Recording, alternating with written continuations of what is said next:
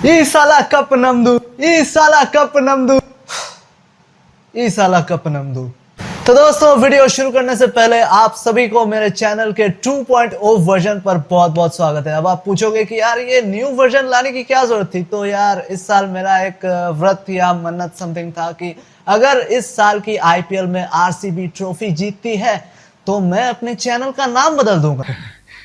किंतु इसका अर्थ ये ना निकालना कि मैं आरसीबी का हेटर हूँ। नहीं यार, बिल्कुल नहीं, बहुत तगड़ा वाला फैन हूँ। लेकिन यार 17 साल की हताशा ने ऐसा बना दिया है मेरे को, क्या करें यार। फाइनल मैच मंगलवार के दिन था और मैच शुरू होने से 2 घंटे पहले मंदिर गया था माँ के साथ हनुमान जी को लड्डू चढ़ाने की। हे हनुमान जी, प्लीज ई साला कप नमदू कर दो, कम से कम इन हेटर्स को तो करारा जवाब मिलेगा। और देखो हनुमान जी की लीला।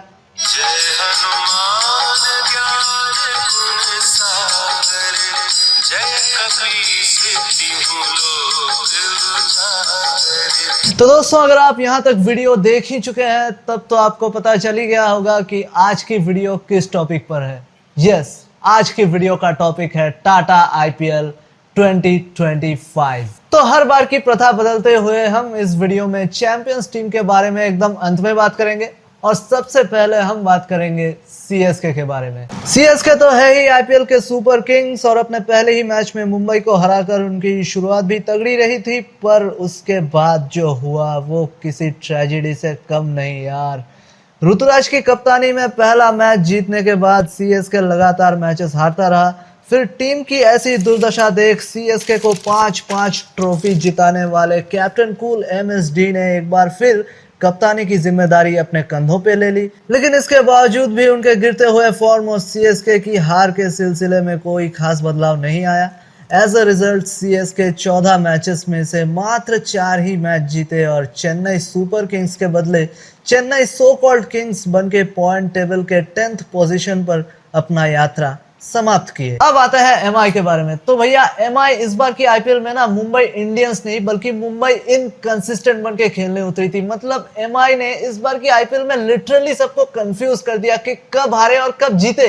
फिर पता नहीं कौन सी जादुई शक्ति से एमआई वापस से मुंबई इंडियंस बन जाती है और एक के बाद एक लगातार मैचेस जीतते हुए प्लेऑफ तक भी पहुंच जाती है। लेकिन पॉइंट टेबल में 4थे स्थान पर रहने के कारण इन बेचारों को पंजाब के साथ एलिमिनेटर मैच खेलना पड़ा और उस मैच में सरपंच साहब श्रेयस अय्यर ने इनके हाथों में मूली थमा दिया। लेकिन कुछ भी बोलो यार, शर्मा जी और हार्दिक भाई के लिए ना दिल से बुरा लग रहा है यार, सच में। और उससे भी ज्यादा बुरा लग रहा है उन के लिए जो 6 ट्रॉफी लोडिंग कहकर ऐसे फालतू के पोस्ट डाल रहे थे। अब आते हैं केकेआर उर्फ कोलकाता कभी कभी राइडर्स के बारे में। कभी कभी राइडर्स में इसलिए कह रहा हूं क्योंकि अगर ये टीम एक सीजन में ट्रॉफी जीत जाती है या फिर लगातार 2-3 सीजन अच्छा परफॉर्म करती भी है तो अगले के लगातार 3-4 सीजन में इन्हें डब्बे मारने ही मारने हैं यार। पता नहीं इस साल कौन सी माल फूंक के केकेआर टीम मैनेजमेंट ने टीम सजाई थी या फिर एसआरके ने कौन सा माल फूंक रखा था कि जिस कैप्टन ने तुम्हें पिछली बार ट्रॉफी जिताया तुमने उसी को रिलीज कर दिया। मतलब बताओ यार। और कोच के तौर पे किसे लाए? DJ Bravo.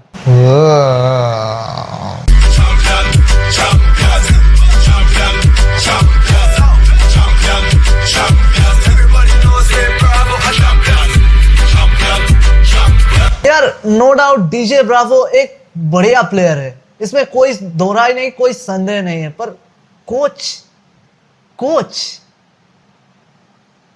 कोच और जब जहाज में इतना बड़ा छेद है तो कैप्टन कैसे बचाएगा सबको? इसीलिए इस बार केकेआर ने पॉइंट टेबल पे 8वें स्थान पर अपना यात्रा समाप्त किया। अब आते हैं पीबीकेएस उर्फ पंजाब बार बार कोशिश स्क्वाड के बारे में। पंजाब के कप्तान इस बार थे श्रेयस अय्यर जो कि बस पिछले ही सीजन केकेआर को ट्रॉफी जिताकर आ रहे थे और पंजाब के लिए भी इस बार जबरदस्त कप्तानी करी है बंदे ने। ऊपर से इनका बैटिंग परफॉर्मेंस भी इस बार कमाल की रही। As a result second eliminator match Mumbai मुंबई की ताबड़तोड़ धुलाई करते हुए श्रेयस ने पंजाब को इस बार फाइनल में भी पहुंचा दिया, जो कि आईपीएल इतिहास में पंजाब की दूसरी फाइनल मैच भी है। भले ही पंजाब ये फाइनल मैच हार गया लेकिन बावजूद इसके श्रेयस अय्यर की काबिलियत पर कोई सवाल नहीं उठनी चाहिए क्योंकि बतौर कप्तान इनकी कोशिश वाकई में काबिल तारीफ है। अब आते हैं जीटी उर्फ गुजरात ठीक ठाक टाइटंस के बारे में। तो भाई जीटी की इस बार बैटिंग से लेके बॉलिंग तक लगभग सब कुछ ठीक ठाक ही थी, पर फिर भी एलिमिनेटर मैच में एमआई ने शिकस्त दे दिया। लेकिन इसी टीम के one of the best batter Sai Sudharsan ने इस बार भी शानदार प्रदर्शन किए और टूर्नामेंट के हाईएस्ट रन गेटर के तौर पर ऑरेंज कैप भी हासिल किए। 54.21 के औसत से एक सेंचुरी और 6 हाफ सेंचुरीज के साथ इस बार के आईपीएल में उन्होंने 759 रन बनाए। अब आते हैं एलएसजी उर्फ लखनऊ सुपर जायंट्स के बारे में। हाँ, इस टीम की कोई अलग से निकनेम नहीं रखा है मैंने, और एक बात पहले से ही बता देता हूँ कि आगे चल के आरआर, डीसी और एसआरएच का भी कोई मतलब अलग से निकनेम नहीं दिया मैंने, सॉरी यार। हाँ, तो एलएसजी के बारे में बात करने से पहले आपसे एक सवाल पूछना चाहूंगा। क्या आपको पता है कि इस साल की आईपीएल का सबसे बड़ा बदकिस्मत इंसान कौन है? क्या लगता है आपको? श्रेयस अय्यर, हार्दिक पांड्या, अरे एमएस धोनी? नहीं पगलो, इनमें से कोई नहीं। इस साल की आईपीएल का सबसे बड़ा बदकिस्मत इंसान है एलएसजी के ओनर संजीव गोयनका साहब। यार बताओ, जिस प्लेयर को 27 करोड़ रुपए खर्च करके खरीदा वही नहीं चला, और एकदम अंत में जाके एक मैच में सेंचुरी क्या लगा दी, वो मैच भी हाथ से निकल गया। टीम की ओवरऑल परफॉर्मेंस भी बिलो एवरेज ही रही, जिसके चलते इनकी जर्नी इस बार 7वें पोजीशन पर खत्म हुई।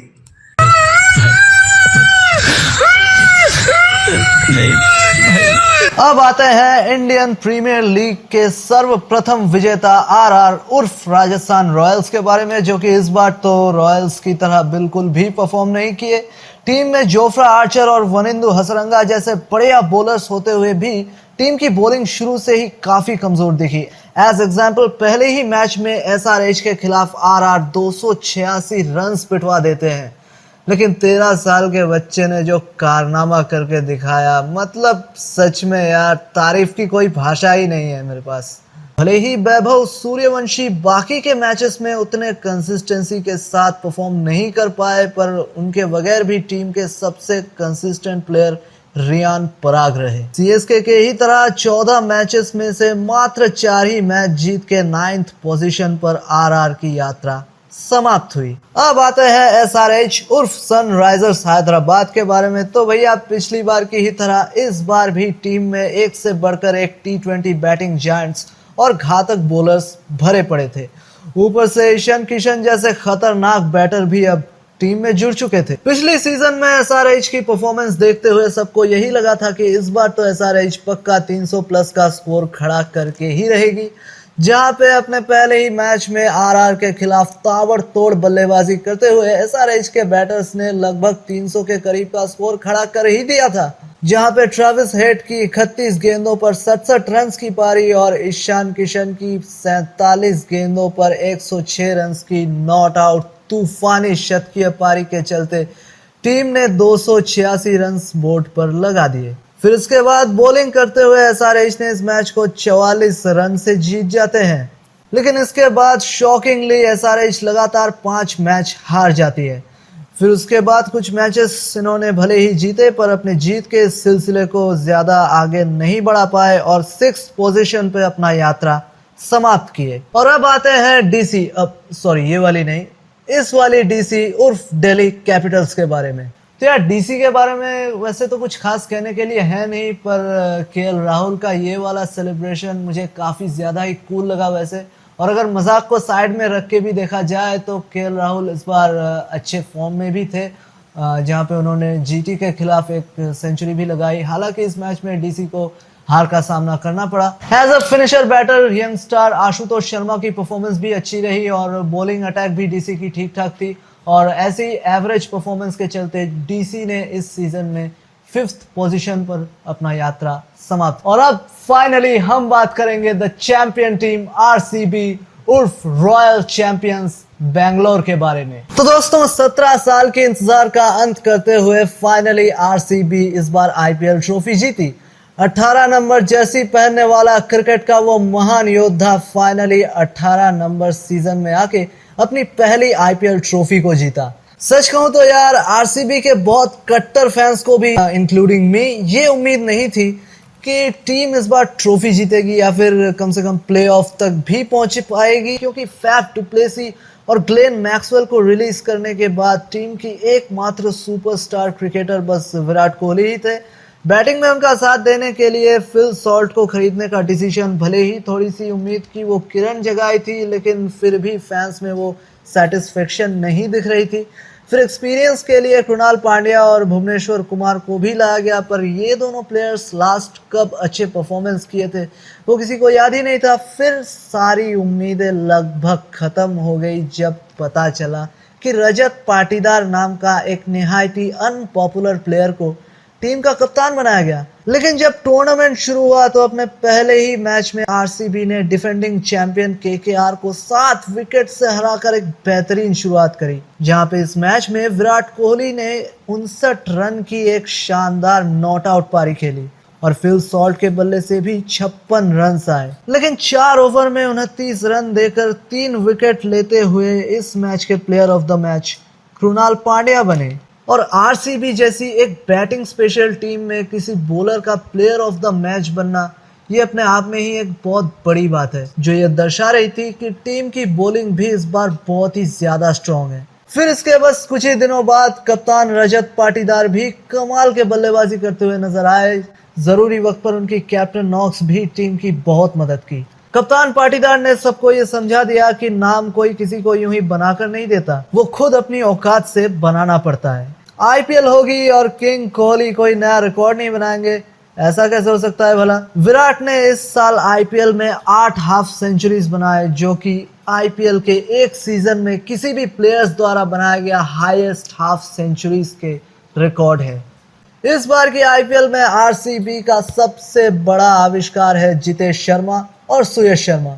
ये दोनों ही प्लेयर्स प्लेऑफ्स के करीब पहुंचकर अपना अपना जलवा दिखाए, जहां पे जितेश ने ताबड़तोड़ बल्लेबाजी करते हुए लखनऊ के खिलाफ लगभग हारा हुआ मैच भी आरसीबी को जिताकर एक डिपेंडेबल फिनिशर बैटर के रूप में सामने आए। वही क्वालिफायर 1 मैच में सुयश शर्मा अपने शानदार बॉलिंग के चलते सभी को चौंका देते हैं। अभी तक जिनके बारे में बात किया ही नहीं वो है आरसीबी के इस बार की one of the best Brahmastra Josh Hazlewood. इस चतुर ऑजी गेंदबाज ने अपने टीम को जिताने के लिए अपने तजुर्बे का पूरा इस्तेमाल किया, जिसका असर हमें फाइनल में भी देखने को मिला। ऐसे ही लगभग पूरा टूर्नामेंट डोमिनेट करके फाइनल में पहुंचने के बाद कप्तान रजत पाटीदार जब पंजाब के कप्तान उर्फ सरपंच श्रेयस अय्यर से टॉस हार गए और श्रेयस ने आरसीबी को पहले बैटिंग के लिए भेजा, तब तो यार डर ही लगा था कि कहीं इस साल भी आरसीबी को खाली हाथ ही न लौटना पड़े, क्योंकि यहाँ पे श्रेयस अय्यर का मंशा साफ था कि आरसीबी को कम रन्स पर ही रोक दो और फिर चेस करते हुए मैच को जीत लो। जहाँ बस पिछले ही मैच में श्रेयस ने धमाकेदार बल्लेबाजी करते हुए 200 प्लस रन्स चेस करके पंजाब को मैच जीता था और इसीलिए कहीं ना कहीं उनके कॉन्फिडेंस लेवल भी बहुत ही हाई थी। पहले बैटिंग करने उतरी आरसीबी के इनिंग की शुरुआत में फिल सॉल्ट ने भले ही टीम को एक अच्छी शुरुआत दिलाई, लेकिन बस कुछ ही देर में अपने जल्दबाजी के चलते काइल जेमिसन के गेंद पर श्रेयस अय्यर के हाथों में कैच थमाकर पवेलियन लौट जाते हैं। फिर इसके बाद बल्लेबाजों की आवन जावन लगी रहती है, लेकिन विकेट का एक छोर संभाल के खेलते हुए विराट कोहली टिके रहे और उनके बल्ले से भी 3-4 बाउंड्रीज आए। फिर अजमतुल्लाह उमरजाई के गेंद पर कॉट एंड बोल्ड होकर 43 रन के स्कोर पर उन्हें भी पवेलियन लौटना पड़ता है। फिर जितेश शर्मा ने भी 10 गेंदों पर 24 रन की एक छोटी सी तूफानी पारी खेले और आउट हो गए। और ऐसे ही सभी बल्लेबाजों की छोटी छोटी पर जरूरी इनिंग्स के चलते आरसीबी ने 190 रन का एक सम्मानजनक स्कोर खड़ा किया, जहां पे पंजाब की टारगेट 151 रन की रही। इसी टारगेट को डिफेंड करने उतरी आरसीबी की शुरुआत तो बिल्कुल भी अच्छी नहीं हुई, जहां पे पंजाब के दोनों ओपनर प्रभसिमरन सिंह और प्रियांश आर्य दोनों ही काफी अग्रेसिव लग रहे थे। इसी के चलते जब आरसीबी फैंस के सभी आशा निराशा में बदल रहे थे, ठीक उसी वक्त जोश हेजलवुड और कृणाल पांड्या की गेंद पर एक के बाद एक प्रियांश आर्य और प्रभसिमरन सिंह पवेलियन लौटते हैं। इसके बाद जोश इंग्लिश आके बाउंड्रीज और ओवर बाउंड्रीज के साथ स्कोर बोर्ड को चालू रखने का काम करने लगे और तब तक आरसीबी के लिए सबसे बड़ा थ्रेट सरपंच श्रेयस अय्यर मैदान में उतर चुके थे। लेकिन चौंकाने वाली बात यह है कि श्रेयस जैसे कूल माइंडेड प्लेयर भी फाइनल मैच की प्रेशर को झेल नहीं पाए और रोमरियो शेफर्ड की आउट स्विंग को ठीक से ना पढ़ने के बावजूद कॉट बिहाइंड होकर पवेलियन लौट गए और मानो आरसीबी का आधा काम यही समाप्त हो गया। लेकिन बल्लेबाजों की यही आवन जावन के बीच शशांक सिंह एक मजबूत पिलर की तरह क्रीज पे डटे रहे और एक अकेला अभिमन्यु बन के आरसीबी के सजाए हुए चक्रव्यूह के हर एक महारथियों के साथ पूरे हिम्मत से लड़ते रहे। जहां इस ट्रैजिक हीरो ने 30 गेंदों पर नाबाद 61 रन की एक शानदार पारी खेली, जो कि इस फाइनल मैच का हाईएस्ट स्कोर भी है। मतलब शशांक की बैटिंग देखते हुए एक टाइम पे ऐसा लग रहा था कि असंभव भी मानो संभव हो जाएगा। लेकिन यार विधि के विधान को कौन टाल सकता है भला। मैच में शानदार गेंदबाजी करते हुए 4 ओवर में मात्र 17 ही रन देकर 2 विकेट्स लेके फिर एक बार प्लेयर ऑफ द मैच बनते हैं कृणाल पांड्या। फाइनल मैच के लास्ट ओवर का सेकंड बॉल जब डॉट जाता है ना, तो विराट कोहली के आंखों में आंसू आ जाते हैं। और ये आंसू ना कि सिर्फ आरसीबी फैंस को बल्कि पूरे इंडिया के हर एक क्रिकेट लवर्स को इमोशनल कर देते हैं। और ये आंसू दुख की नहीं बल्कि खुशी की आंसू थी। 17 साल से जो सपना अधूरा था, फाइनली 18वें साल में आके उस सपने को पूरा करने की खुशी। पुराने दोस्त AB डिविलियर्स और क्रिस गेल प्लेयर रहते हुए जिस ट्रॉफी को कभी भी छू तक नहीं पाए, उस ट्रॉफी को जीतकर उनकी आंखों को सुकून दिलाने की खुशी। सालों से चली आ रही उन मीम्स और ट्रोल्स को जोरदार जवाब देने की खुशी। फाइनल मैच शुरू होने से पहले ही कप्तान रजत पाटीदार ने सबको यह कह दिया था कि ये ट्रॉफी वो बस विराट कोहली के लिए ही जीतना चाहते हैं। और उनकी ये बात सुन के कहीं ना कहीं 2011 की ODI वर्ल्ड कप का याद आ गया, जहां पे सभी खिलाड़ी बस सचिन तेंदुलकर के लिए ही वर्ल्ड कप जीतना चाहते थे। आरसीबी के लिए ये जीत बहुत ही ज्यादा जरूरी थी, खासकर उन हेटर्स के मुंह पर कस के करारा तमाचा मारने के लिए जो इंडिया में रहते हुए भी विराट कोहली के लेगेसी को लेके मजाक उड़ाते हैं।